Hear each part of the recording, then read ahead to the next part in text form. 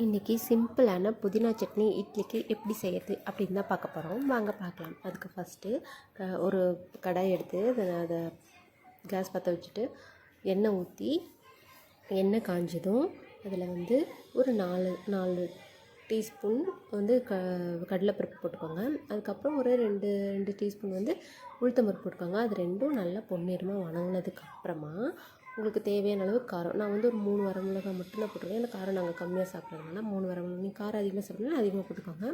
இது மிளகாயும் நல்லா வணங்கினதுக்கப்புறமா துருவி வச்சது ஒரு கைப்பிடி அளவு தேங்காயும் எடுத்து அதே எண்ணெயில் போட்டு நல்லா வணக்கிட்டு இப்போ அதை எடுத்து அப்படியே ஒரு மிக்ஸி சாருக்கு மாற்றி வச்சுருங்க. இது நல்லா ஆறட்டும். அது ஆறுறதுக்குள்ளார மறுபடியும் அதே இதில் எண்ணெய் ஊற்றிட்டு கட் பண்ணி வச்சுருக்க பெரிய வெங்காயத்தை அப்படியே போட்டு நல்லா அதை வந்து நல்லா வணக்கிக்கோங்க. கொஞ்சம் லைட்டாக வணங்கினதுக்கப்புறமா கட் பண்ணி வச்சுருக்க 2 இல்லைன்னா 3 தக்காளியை வந்து இதிலையே போட்டு நல்லா வணக்கிக்கோங்க.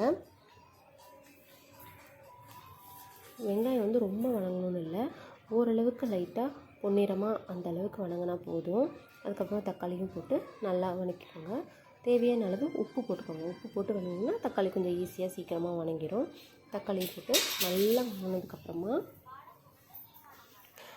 வணங்கினதுக்கப்புறமா அதுக்கப்புறமா நீங்கள் கழுவி வச்சுருக்கிற அந்த புதினா தலையை உங்களுக்கு எவ்வளோ தேவை, ஒரு கைப்பிடி அளவு புதினா தலை எடுத்து அதில் போட்டு புதினா தலையும் நல்லா வணங்கணும்.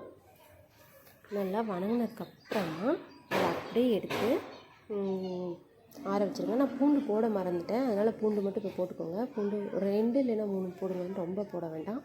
போட்டு நல்லா வணக்கிட்டு இதை அப்படியே எடுத்து மறுபடியும் அதே மிக்ஸி ஜாரில் போட்டு நல்லா ஆற வச்சுருங்க.